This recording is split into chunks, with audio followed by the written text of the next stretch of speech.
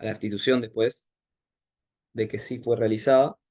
Eh, la idea de la clase de hoy, como les digo, vamos a ver la observación como técnica de recolección de datos. ¿Tá? Si mi perro me permite acá agarrar unas hojas, aguanten un segundito, tengo que buscar una cosita, pero quiero apoyarme en un material acá que tengo, pero no sé si lo voy a encontrar, si no lo hago de memoria, creo que lo sé todo de memoria igual. Bien, a ver. Marx, ¿te puedes dejar de romperme las pelotas? A ver.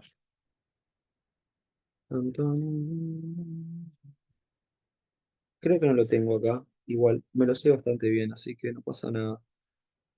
Bien, está. Cualquier cosa lo busco ahora después. Tigrenes, pongan ahí de título entonces la observación como técnica de recolección de datos. ¿Está? O como la observación de investigación, como le quieran llamar. ¿Está? O la observación. Como ustedes saben, gurises, nosotros hemos empezado a ver, ya las clases anteriores, hemos empezado a ver diferentes técnicas a la hora de abordar la investigación, a la hora de recolectar datos de la investigación. ¿Tá? Nosotros cuando vamos a hacer una investigación de carácter social, como la que van a hacer ustedes en cuarto año, ustedes tienen que implementar técnicas que permitan recolectar información de la realidad que están estudiando. ¿Tá? Ustedes ya están familiarizados, no sé si tan familiarizados, pero tienen un poco más de familiarización con las metodologías de abordajes vinculadas a la prevención. Es decir, ustedes ya saben, por ejemplo, cómo evaluar o tienen una idea de cómo evaluar ciertos riesgos, por ejemplo. ¿Tá? Tienen las NTPs, todas las diferentes subpartes de ellos, desde el REBA hasta el MISERI, hasta todo. ¿Tá? Por lo tanto, esas técnicas ustedes tienen familiaridad y son técnicas que ustedes utilizan en su cotidianidad como prevencionistas para evaluar riesgos, etc. Pero ustedes, a la hora de investigar, como ya hemos charlado, ustedes van a hacer uso de otras técnicas también para recolectar información de la realidad.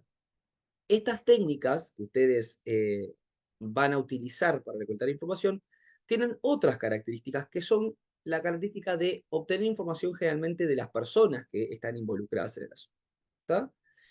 Para eso empezamos hablando de técnicas, de una técnica cualitativa, porque yo le dije que nosotros vimos hace unas clases que hay enfoques metodológicos cuantitativos y cualitativos. Y dependiendo de lo que ustedes opten, ustedes van a tener ciertas técnicas que pueden utilizar, una gama de técnicas que ustedes pueden utilizar para recolectar información. ¿Tá? En el caso de lo cuantitativo, aún no hemos visto ninguna, que vamos a ver lo que es la encuesta en las próximas clases. ¿Tá? Pero de momento nos vamos a centrar en las cualitativas. Y como cualitativas tenemos, la primera que vimos fue la entrevista, ¿tá? Que ya charlamos, estuvimos charlando sobre la misma, la recolección de datos a partir de la entrevista. Y la que vamos a ver hoy, particularmente, es la observación. ¿Tá? Pero la observación tiene, además de sus particularidades que vamos a ver, tiene una cualidad muy específica en el caso de lo que vamos a ver.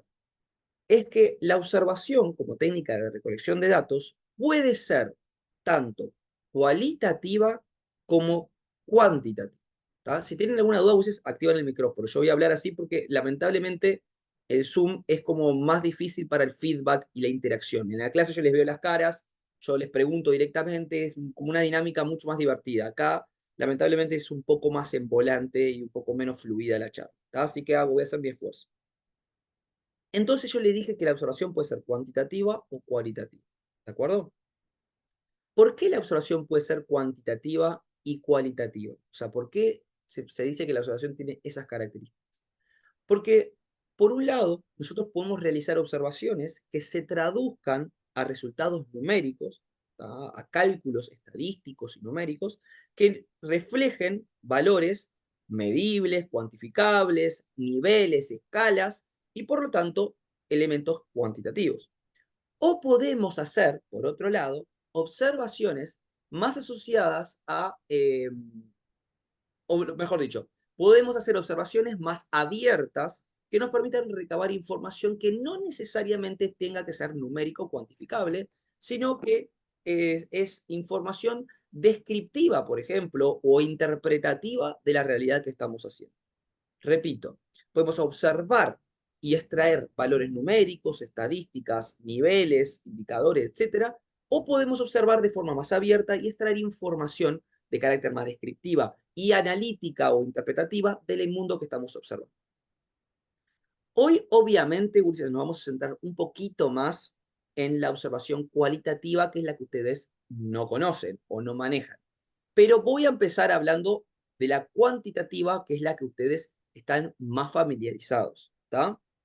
Paso a explicar lo siguiente.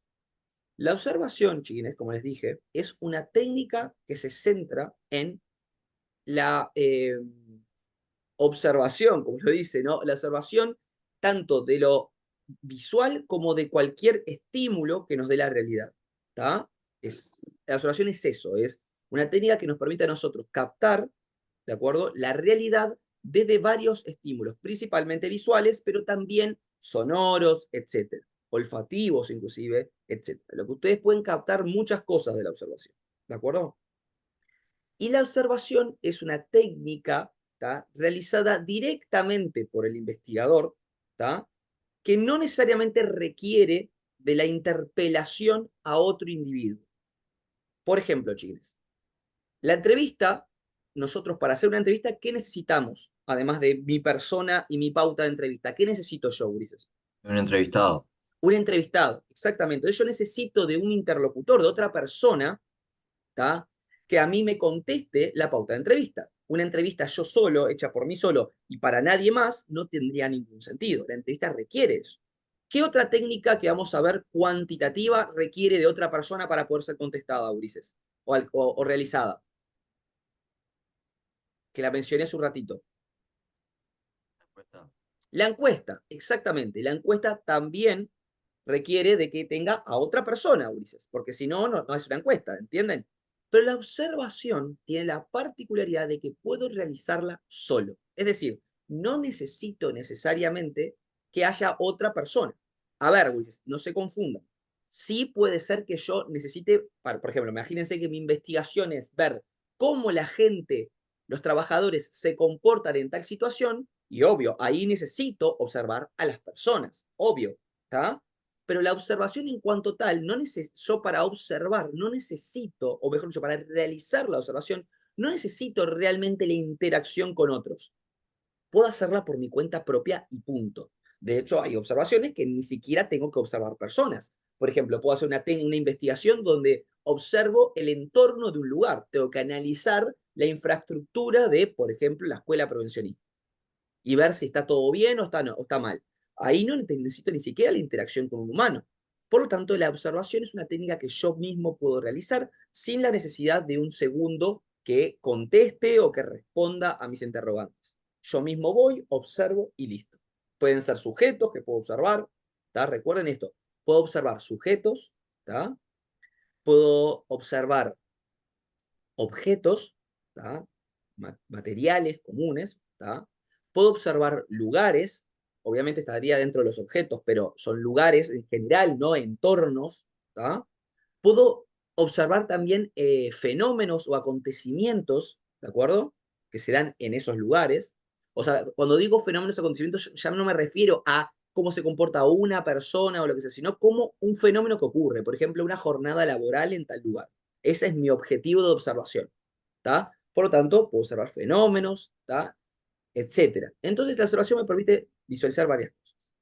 Otra particularidad que tiene la observación en comparación, por ejemplo, a la entrevista u otras técnicas de análisis, es que de todas las técnicas de investigación que vamos a ver, la observación es la que menos posibilidad tengo de delegar la tarea.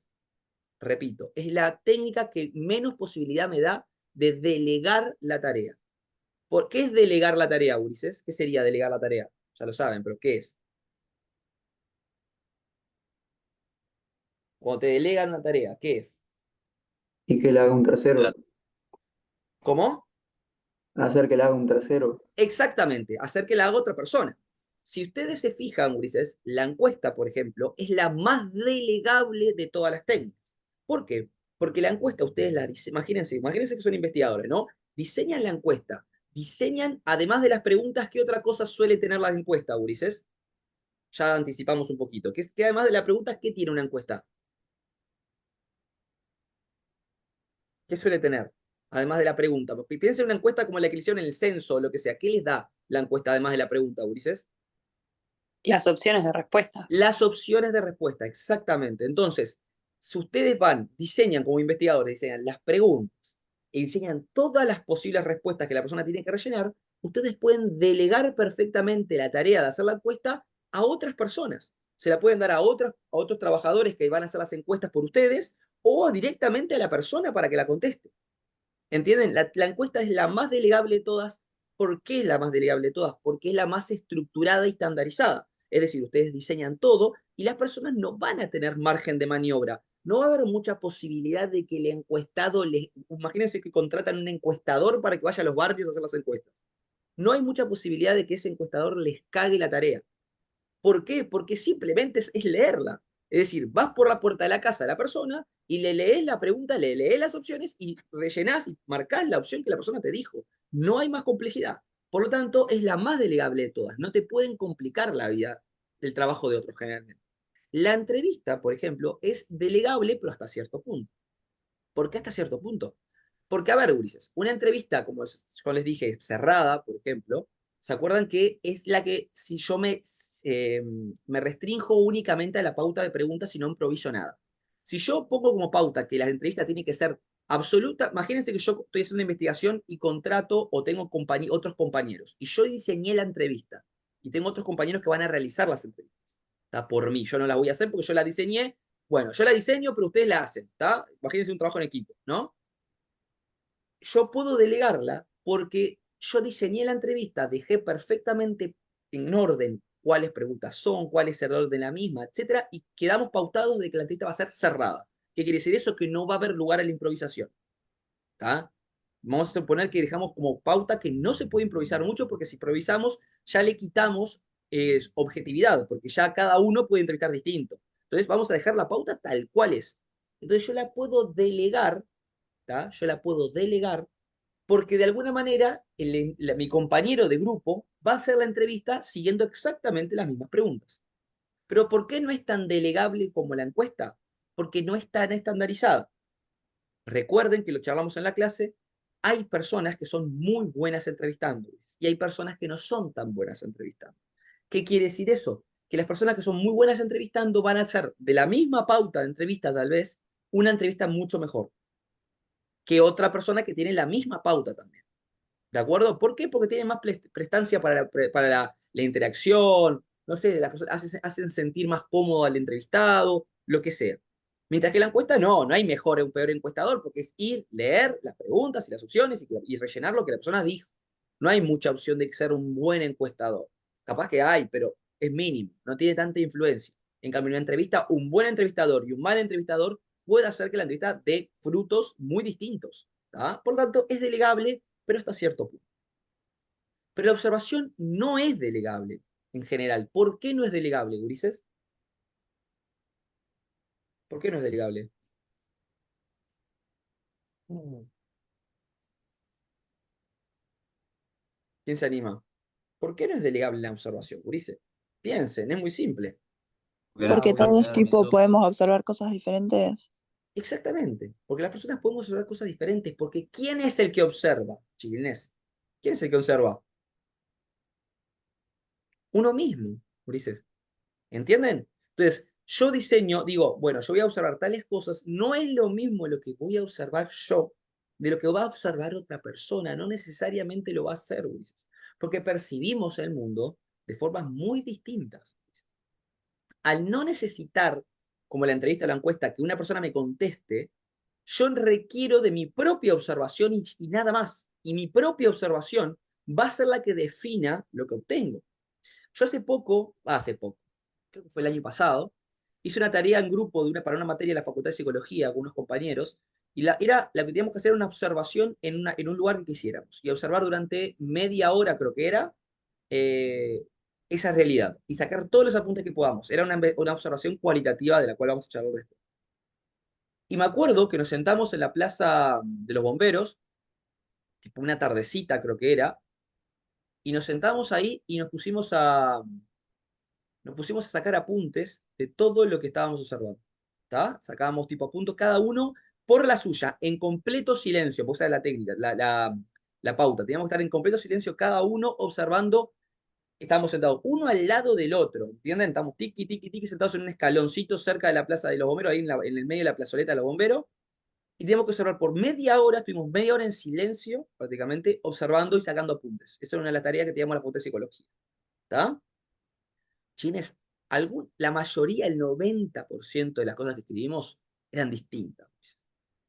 Habíamos visto e interpretado cosas distintas, inclusive de las mismas situaciones. Aparte de una plaza y tantos estímulos distintos, imagínate la plaza de la Plaza de los Bomberos, que es enormemente transitada, vimos completamente estímulos distintos, a pesar de estar sentados uno al lado del otro en el mismo lugar, en la misma hora.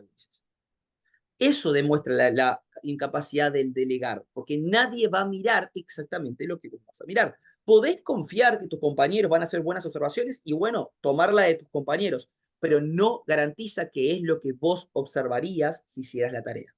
¿Tá? Eso es algo muy importante, la observación. ¿De acuerdo? ¿Se entendió esto? ¿Esta particularidad de la observación? Sí. Sí. Perfecto, Luis.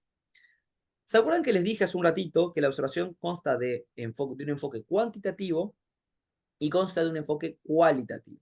¿Tá? El cualitativo, del cual nos vamos a centrar después, voy a dejarlo para un poquito después, y me voy a centrar en el cuantitativo, que es el que ustedes más que nada conocen.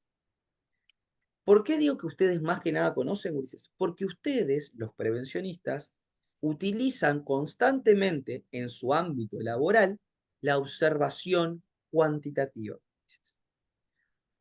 ¿En qué lugares ustedes utilizan la observación cuantitativa? Denme un ejemplo, Ulises. ¿Cuándo? Y cuando realizamos una visita a una empresa, por ejemplo, para ver los riesgos o cosas así. Exactamente, chicos. Las tareas principales que tiene el prevencionista, hay muchas, ¿está? Porque también están las capacitaciones y muchas cosas así, ¿está? Asesores, etcétera. Pero una de las grandes tareas que tiene el técnico prevencionista o el ingeniero, no sé, ingeniero tecnólogo, ya me mareo con todos los nombres de ustedes, pero el técnico o el ingeniero es que ustedes hacen observaciones de los lugares de trabajo y a partir de esas observaciones evalúan riesgos. ¿Está? Y si ustedes se fijan, chiquilines, ustedes no van a esa realidad de forma cualitativa necesariamente. ¿Por qué digo esto? Ustedes no van y entran a la empresa y agarran una hoja de papel de apuntes y empiezan a sacar apuntes de, bueno, esta empresa le falta esto, esta empresa no tiene esto, esta empresa no tiene esto. No. ¿Ustedes con qué suelen ir a observar esos riesgos? ¿Con qué van ustedes? Algo que están aprendiendo muchas veces acá ahora en tercer año para el proyecto. ¿Con qué van ustedes? Un checklist. Exactamente. Ustedes van con un checklist que surge a partir de una metodología de evaluación específica de algo. Por ejemplo, dijimos el REBA, lo que es la ergonómica, es un checklist que evalúa elementos ergonómicos. Hay NTPs que evalúan, yo qué sé, no sé, o metodologías que evalúan los riesgos químicos, es un checklist con elementos, con cosas químicas que ustedes tienen que ir viendo. Y así sucesivamente con prácticamente todas las metodologías de observación que ustedes tienen.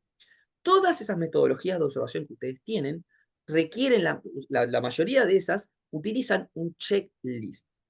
Y la pregunta que yo les hago acá es, Ulises, ¿a qué se parece un checklist? Si se ponen a observarlo, piénsenlo, visualícenlo, ¿a qué se parece? ¿A qué otra técnica, le doy pista, a qué otra técnica de recolección de datos se parece? A una encuesta. Y a una encuesta. Exactamente, se parece a una encuesta, Ulises.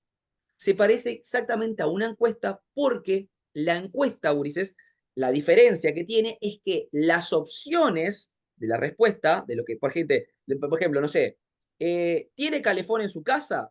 La respuesta sí o no, ¿quién te la contesta? Te la contesta el otro, ¿entienden? Pero en el caso de un checklist es algo parecido. Es un checklist que más o menos ustedes marcan si tiene o no tiene, si cumple o no cumple, o algo por el estilo, y en realidad la encuesta esa, ¿quién la está rellenando? Ustedes mismos con la observación.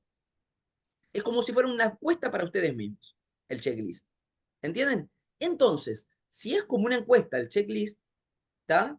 ¿Qué extraen ustedes del checklist? ¿Qué extraen ustedes, gurises, del checklist? Información. Información. ¿Y esa información en qué se traduce después, Ulises? ¿Es información abierta así, papá? ¿O qué hacen con esa información ustedes, Ulises, después? Y la interpretamos. La interpretan, pero antes, ustedes ¿qué les permite a ustedes? ¿Qué tipo de información? Piensen en quanti, quali, ¿qué tipo de información les da ese checklist, Número, Ulises? número. Números, ¿está? Ustedes a partir de esa checklist que están rellenando, ¿está? Ustedes extraen valores numéricos. ¿O estoy equivocado, Ulises? ¿No extraen ciertos niveles, ciertos valores? 100, 200, no sé, etcétera, ¿está? Ustedes a partir de eso que ustedes completan en ese checklist, ustedes luego lo traducen a ciertos valores y a partir de ciertas fórmulas que ustedes aprenden, fórmulas matemáticas, estadísticas, que ustedes aprenden para evaluar ciertas cosas, ustedes les tira a esa fórmula un número que si está entre tanto y tanto de cierta escala, representa un nivel de riesgo que 1, 2, 3 o 4. ¿Estoy en lo cierto o estoy encajando fruta, Ulises? A grandes rasgos estoy diciendo, no estoy siendo muy específico. ¿Pero estoy bien lo que estoy diciendo? Sí. Sí. ¿Está? Repito por las dudas. Ustedes, a partir de ese checklist que ustedes están observando, Ulises, ¿está? A partir de eso que están observando, ustedes completan esas opciones de si tiene o no tiene, no sé cómo son las opciones que ustedes realmente tienen, depende del checklist también, pero más o menos son opciones de esa característica que ustedes van marcando. A partir de eso, ustedes hacen un cálculo matemático que les da un valor numérico que está dentro de una escala determinada. Y si les da, esto sí estoy encajando, entre 100 y 200 es riesgo 4. Y si le da entre 200 y 400, riesgo 2 y 3, ¿entienden? 3, 2 y 1. Y esa escala, ustedes después la representan en qué, Ulises. ¿Cómo la representan ustedes en los trabajos de proyecto? Ya, algunas ya capaz que le hicieron. ¿Cómo la representan en el trabajo? Además de escribirlo, ¿no? De que hay tanto riesgo. ¿Cómo la representa para que quede visualmente? En tabla. En una tabla numérica. Tienen la tabla con todos los riesgos, peligros, no sé qué carajo. Y después tienen de este lado, en algún punto, tienen los niveles, de los valores, por 200, 500, por 200, no sé, esas cosas. Y después, riesgo 1, 2, 3, con colores. 1 rojo, todo así. Verde, el 4, etc. Entonces, Ulises, ahí pueden ver cómo una observación que ustedes fueron, miraron una realidad que estaba ocurriendo, cómo a partir de esa observación ustedes llegaron a la representación de valores numéricos. Y esos valores numéricos a ustedes les da una utilidad, que es la posibilidad de medir cuantitativamente el nivel de riesgo, porque por algo se utiliza la palabra nivel, Ulises. Ustedes no van y miran únicamente los riesgos, porque eso capaz que lo podrían hacer cualitativamente. Voy acá, hay riesgo de atrapamiento, acá hay riesgo de no sé qué. Ya está. Pero ustedes no van solamente a ver los riesgos, ustedes van a ver el nivel de riesgo. Y el nivel de riesgo, Ulises, requiere valores numéricos. Si no, no podríamos hablar jamás de la palabra nivel. ¿Entienden? Entonces, ustedes, como les digo, están familiarizados, aunque a veces no lo hayan analizado, no lo hayan pensado de esta manera, con la observación cuantitativa, con una observación que ustedes van al lugar, observan la realidad, la perciben, porque a veces ni siquiera es observarla únicamente, sino que a veces tienen que percibirla también auditivamente, porque ustedes evalúan hasta el ruido, por más que pueden utilizar un sonómetro, también a veces evalúan el ruido a partir de la audición, de si se escuchan los diálogos a un metro, ¿no? Hay formas como de evaluar el ruido sin un sonómetro, ¿está? Y de esa manera, ustedes a partir de eso extraen valores numéricos que los ponen divinamente en una tabla para mostrarle al empresario, o en el caso de Laura, a la profesora del proyecto, ¿está? Cuáles son los niveles de riesgo de ciertos lugares. En ergonómico observamos tal y tal cosa, y el checklist, como les digo, les dice exactamente qué observar. ¿Está? Entonces, la observación cuantitativa tiene la particularidad, como les digo, de extraer valores numéricos que me permiten establecer niveles, etcétera, ¿está? Como ustedes hacen, y también es una observación más estandarizada. ¿Qué significa eso? Que está estructurada. La observación cuantitativa está estructurada. ¿Cuál es el ejemplo de esa estructuración? El famoso checklist. ¿Tá? El checklist es el ejemplo de la estructuración. Ustedes no van a observar lo que se les canta, ¿estamos de acuerdo? Ustedes no entran y ven así nomás cualquier cosa. Ustedes van con una lista de chequeo que les dice qué cosas tienen que ver para evaluar, por ejemplo, el riesgo agronómico. Para evaluar el riesgo ergonómico no tengo que mirar si está usando casco. Para evaluar el riesgo ergonómico tengo que observar cómo hace las cargas, cómo levanta las cargas, cuánto peso está levantando, cuáles son los movimientos que hace, si son movimientos forzados o no son movimientos forzados, si son repetitivos, cada cuánto los repite. Y eso les da valores. Después, cuando van a ver riesgo químico, tienen otra lista estructurada de lo que tienen que observar. ¿Estamos de acuerdo? Tienen otra listita que, tengo que observar esto, y ahí sacan otros niveles. Cuando les toca observar, no sé, la parte de incendio, te tienen otra lista de chequeos, ¿tá? El MESERI tiene otra lista de chequeos que ustedes van viendo y bueno, ahí ven los peligros de, ¿tá? El cumplimiento de las normativas de incendio. Y así sucesivamente, Ulises. ¿Entienden? Y por eso es cuantitativa, porque es estructurada, es estandarizada, tiene una lista ya establecida. Ustedes no pueden ir a observar cualquier cosa, sino que observan lo que la lista les da, ¿tá? Observan lo que la lista les da y a partir de eso sacan valores numéricos. También, ¿cuál es la utilidad del valor numérico? Es un poco más confiable a veces. El valor numérico es más confiable en el sentido de que en el mundo que vivimos, el dato numérico, al poder ser medible y demostrable en una tablita hermosa o en una gráfica hermosa, le es mucho más confiable capaz que para un empresario eh, aceptar los resultados que ustedes le dan. ¿Tá? Porque es más sencillo para un empresario que ustedes le muestren una tablita con los riesgos en rojo y lo que sea, que les digan, no, a mí me parece que hay riesgo. No, mirá, yo hice el cálculo, los números matemáticos, y me dio que acá hay un riesgo elevado 1. Y eso tiene una mayor confianza, porque demuestra como un proceder, entre comillas, más científico. ¿Tá? Un proceder más numérico, científico, tradicional, por así decirlo. ¿Tá? Por lo científico tradicional, digamos. ¿De acuerdo? Sin embargo, porque chines, acá me apareció, no sé si a ustedes les apareció, me apareció los 3 minutos que quedan del Zoom, pero tranquilos, porque cuando termine vamos a volver a ingresar. ¿Tá? Eh, Sin embargo, Ulises, Ulises, una cosa muy importante, escúchenme bien, ¿tá? Cuando se cierra el Zoom, que yo no sé hace cuánto que ustedes no entran en el Zoom o si han entrado, pero el Zoom, como no es pago, ahora te hace una cosa que antes no ocurría, que es que cuando se cierra el Zoom, Ulises, se termina el primer Zoom, no me permite ingresar automáticamente al segundo Zoom.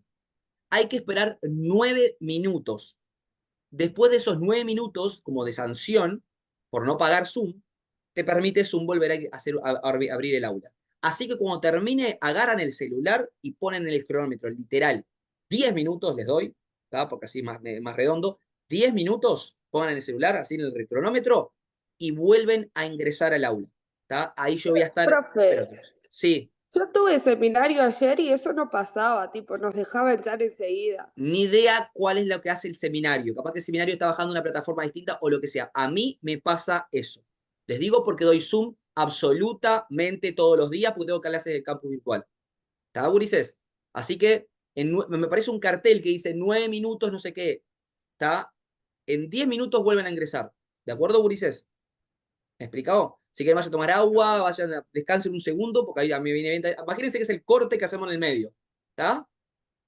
Imagínense que es el cortecito. Igual ni siquiera es el corte que hacemos en el medio porque la clase va a terminar mucho antes. Ya les digo. ¿De acuerdo? Chines, para finalizar la parte esta, antes de cortar y ya después pasar, la segunda parte del Zoom va a ser para la parte de observación cualitativa, que es la que vamos a conocer. ¿Está? Lo último que quiero decir de lo cuantitativo, Ulises, es que en realidad no deja de ser un poco tramposo. Porque por más que ustedes hagan valores numéricos de esas observaciones, no son puramente objetivas. ¿Por qué no son puramente objetivas, Ulises? Porque ¿de dónde provienen esas observaciones? ¿De dónde provienen? ¿Cómo, profe? Chines, por más que yo haga un procedimiento estandarizado, numérico, cuantitativo para observar, ¿por qué no es objetiva totalmente mi observación, Ulises? Porque ¿de dónde provienen todas las observaciones, a fin de cuentas? ¿De dónde vienen? Y de nosotros. De uno De mismo. ustedes mismos, gurises. Y si yo les doy a ustedes la misma checklist y los mando a la misma empresa en el mismo horario a 3 estudiantes de ustedes, ninguno de los 3 va a traer los mismos resultados. Estoy seguro, gurises. Algunas cosas sí van a ser parecidas, pero van a ver diferentes cosas del mismo horario, de la misma empresa y con el mismo checklist. Eso demuestra que aunque yo utilice un checklist estandarizado, perfectamente cuantitativo, no necesariamente esto me va a garantizar objetividad. No van a ser perfectamente objetivos por más que me den un checklist y quiera mostrar que saco numeritos y tablas y cosas cuantitativas. Porque a fin de cuentas, el que observa es uno mismo. ¿Está,